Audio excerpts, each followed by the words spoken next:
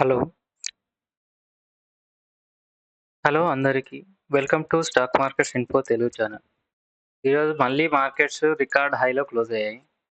సెన్సెక్స్ వచ్చేసి 84,541.31 అంటే 1359 points గెయిన్‌లో close అయింది.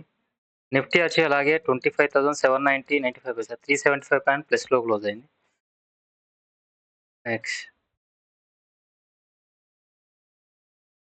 ఇది వ్యూ అనేది అంటే market analysis just for pure knowledge purpose only. మీరు ఏదైనా పర్చేసింగ్, సెల్లింగ్ చేయాలి అనుకుంటే మీ ఫైనాన్షియల్ అడ్వైజర్‌ని సంప్రదించి మాత్రమే బై, సెల్ చేయగలరు. మనం చార్ట్‌లోకెళ్ళి ఇప్పుడు చూద్దాం నిఫ్టీ. నెక్స్ట్ రేపు మార్కెట్స్ ఎలా ఉండబోతాయి మండే చూద్దాం. నిఫ్టీ వచ్చేసి సపోర్ట్ లెవెల్ వచ్చేసి మండేకు 25,680, 660 మధ్యలో ఉంటుంది. అది బ్రేక్ అయితేనే 25,540. అప్ సైడ్ వచ్చేసి ఎగ్జాక్ట్ అంటే రెసిస్టెన్స్ దగ్గర దాకా అక్కడలో అందులో అంటే 25,850 దగ్గర దాకా వెళ్ళి అక్కడే క్లోజ్ అయింది. బట్ యావరేజ్ మాత్రం కొంచెం డౌన్‌లో క్లోజ్ అయింది. ఈ 25,850-860 రెసిస్టెన్స్ ఫస్ట్. నెక్స్ట్ వచ్చేసి 26,000 ఇది నిఫ్టీకి సంబంధించి. బ్యాంక్ నిఫ్టీకి వచ్చేసి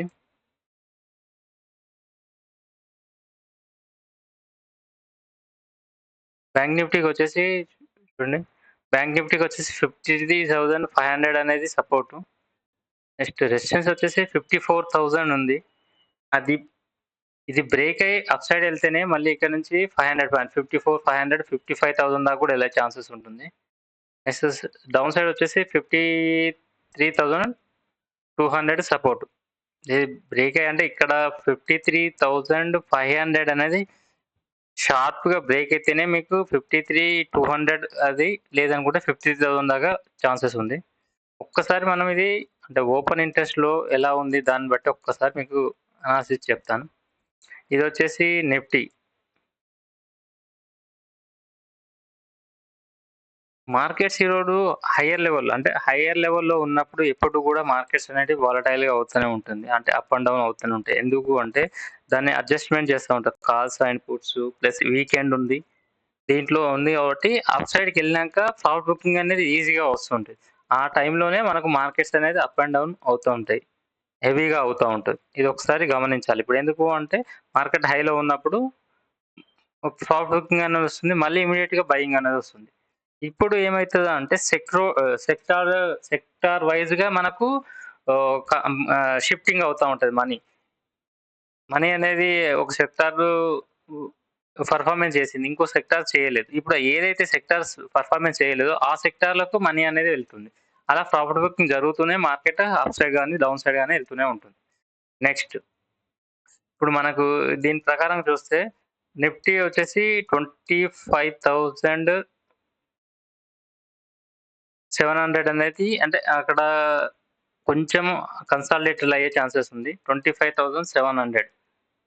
మన మార్కెట్ వచ్చేసి క్లోజింగ్ వచ్చేసి ఎక్కడంటే 25,790. అయితే 700 దగ్గరే కొంచెం కన్సాలిడేటెడ్ అవుతుంది. అక్కడ మాత్రం 25,700 బ్రేక్ అయితేనే 25,500 అనేది సపోర్ట్ అనేది ఉంటుంది.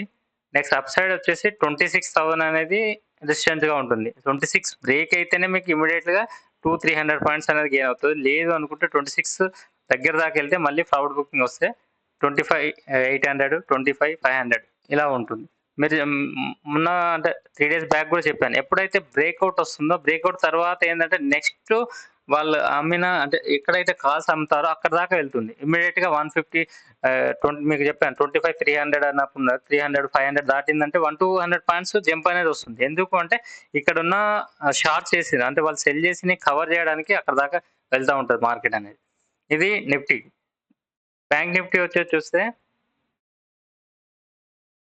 బ్యాంక్ నిఫ్టీ డౌన్ సైడ్ వస్తది. 53,000 అది స్ట్రాంగ్ సపోర్ట్‌గా ఉంది. 53,000 అనేది బ్రేక్ అనేది చాలా ఏదైనా నెగెటివ్ వస్తే న్యూస్ వస్తే గాని 50,000 అయితే డౌన్ సైడ్ రావడం నెక్స్ట్ 53,500 దగ్గరే ఫైటింగ్ అనేది జరుగుతా ఉంటది. 53,500 దగ్గర అప్ సైడ్ వెళ్తేనో మనకు 54,000 లేదు డౌన్ సైడ్ వచ్చేనో 53,000 ఈ రేంజ్లో అనేది మాత్రమే నెక్స్ట్ మనకు మండే ఉండే ఛాన్సెస్ ఉంది. నెక్స్ట్ యెస్టర్‌డే నేను హై పీఈలో ఉన్న స్టాక్స్ తీసుకుంటే మనకు ఏందంటే రిస్క్ అది ఇప్పుడు మార్కెట్ పెరిగినా కూడా స్టాక్ అనేది అంతగా పర్ఫార్మెన్స్ చేయదు అన్నాను.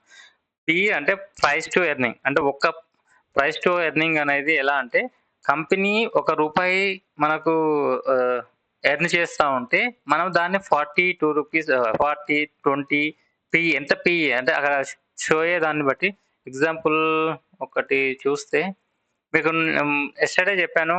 ఇది డిఫెన్స్ స్టాక్స్ అనేది చాలా డౌన్ అయ్యాయన్నాను. డిఫెన్స్ స్టాక్స్ ఈరోజు చూడండి చాలా పెరిగాయి. మీకు ఎగ్జాంపుల్ ఒకటి చూస్తే బీహెచ్‌ఈఎల్ ఇంతకుముందు బీహెచ్‌ఈఎల్ అనేది చూడండి. బీహెచ్‌ఈఎల్ వచ్చేసి స్టాక్ టు పీఈ వచ్చేసి 923% ఉంది. అంటే బీహెచ్‌ఈఎల్ రూ. 1 అనేది మన అది ఎర్న్ చేస్తా ఉంటే 920 రూపీస్ ఎక్స్‌ట్రా పెట్టి మనం పర్చేజ్ చేస్తున్నాం. అందుకే ఇది ఓవర్ వాల్యూలో ఉంది. నేను ఒకప్పుడు అంటే ప్రీవియస్‌గా రూ. 50 ఉన్నప్పుడు అప్పుడు సెబీ రూల్స్ ఏం లేవు గనుక అప్పుడు రూ. 50లో ఉన్నప్పుడు బై చేసి హోల్డ్ చేసుకోండి. అప్పుడు అప్ సైడ్ బాగానే వెళ్తదని చెప్పాము. బట్ ఇప్పుడు ఏందంటే మనకు సెబీ రూల్స్ వచ్చాయి కాబట్టి ఓన్లీ వ్యూ మన ప్రైసే మనం ఇవ్వడం జరుగుతుంది.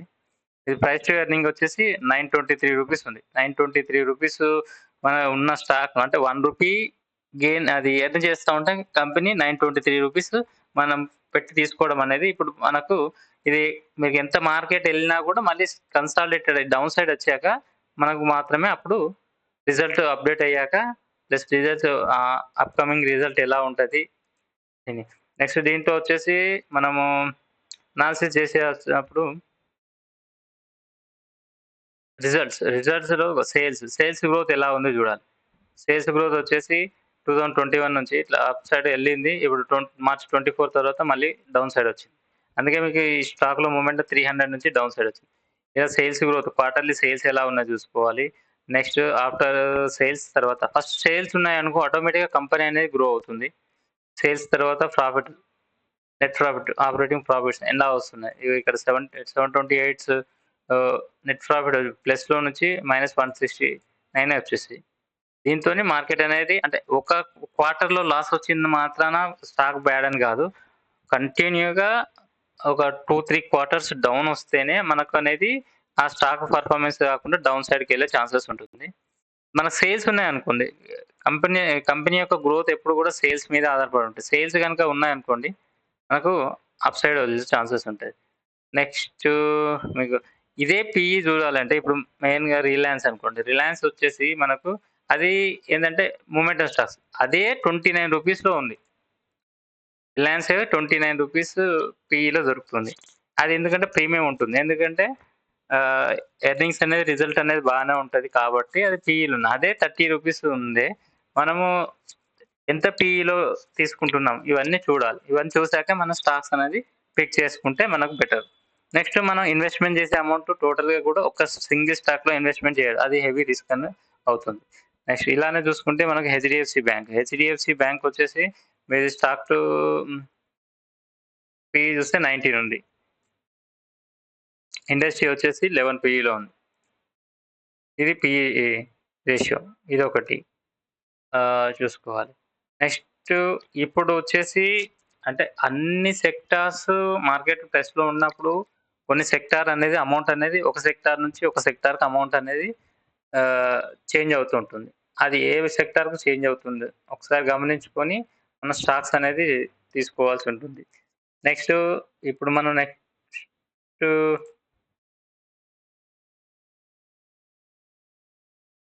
మనము ఇది టాటా పవర్ ఒకటి చెప్పాము. టాటా పవర్ వచ్చేసి నాకు ఈరోజు టాటా పవర్ క్లోజింగ్ వచ్చి 440. నెక్స్ట్ మీరు వాచ్ చేయాల్సిన స్టాక్ ఏంటంటే Tata power. Next NTPC green అనేది ఐపీఓ రాకపోతుంది. కాబట్టి మనకు power sector Tata power and NTPC అనేది కొంచెం అప్ సైడ్‌కి మూవ్‌మెంటం వెళ్ళే ఛాన్సెస్ ఉంది.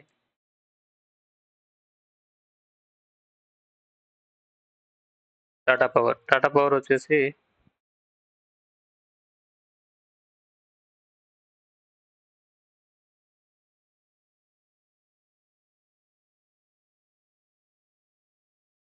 ఆల్రెడీ మీకు యెస్టర్‌డే చెప్పాను. టాటా పవర్ వచ్చేసి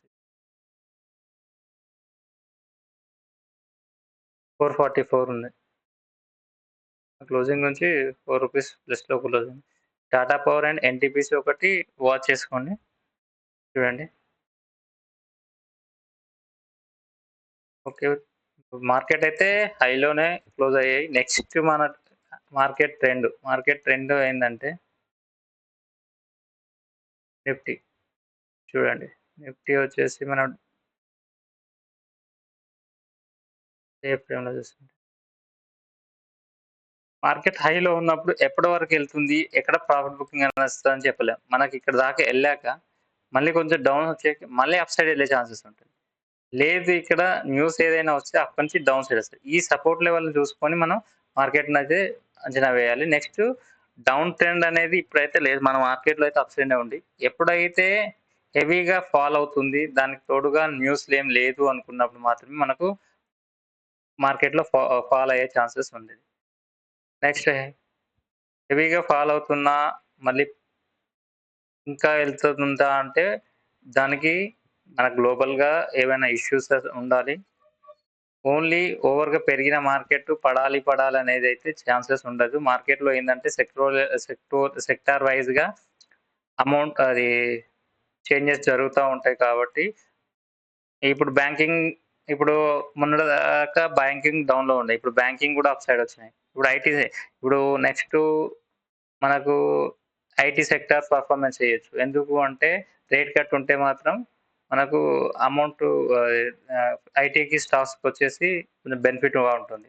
దాంతో మనకు ఐటీ ఇప్పుడు మనకు నిఫ్టీలో పర్ఫార్మెన్స్ చేసే ఛాన్సెస్ ఉంది. దాంతోని వేరే సెక్టర్ డౌన్ సైడ్ వచ్చినా గూడా ఐటీతోని మార్కెట్ అక్కడే కన్సాలిడేటెడ్ అయినా గూడా కొన్ని స్టాక్స్ పడతా ఉంటాయి. కొన్ని స్టాక్స్ పెరుగుతా ఉంటాయి. Okay friends. నెక్స్ట్ వీడియోలో నీకు లాంగ్ టర్మ్ ఎలా స్టాక్స్ చెప్పడం జరుగుతుంది. Okay friends. Thank you. జై హింద్.